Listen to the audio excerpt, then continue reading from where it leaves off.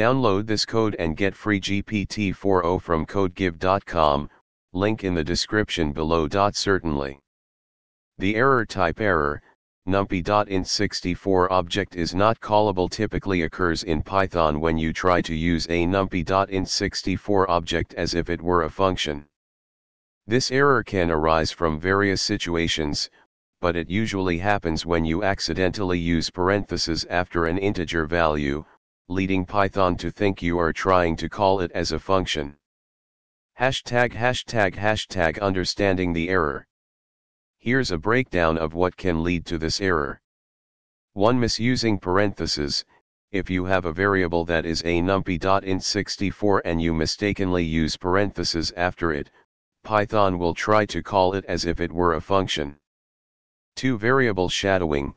If you have a variable name that shadows a built-in function or a variable, it can lead to confusion and errors. Example of the error. Let's look at a simple example that demonstrates how this error can occur. In the above code, total is a numpy.int64 object that holds the sum of the array. When we try to call total, with parentheses, we get the error. How to fix the error. To fix this error, you should remove parentheses. If you mistakenly try to call an integer, simply remove the parentheses. Here's the corrected version of the above example. Additional tips.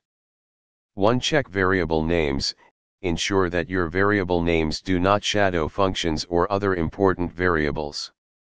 For instance, avoid naming a variable sum if you're using the built-in sum function. 2. Debugging.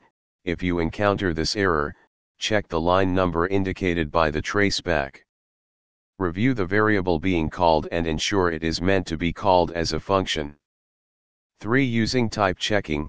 You can use the type function to check the type of a variable if you're unsure.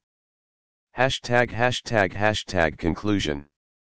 The type error, numpy.int64 object is not callable error is a common mistake that can be easily avoided by being cautious with the use of parentheses.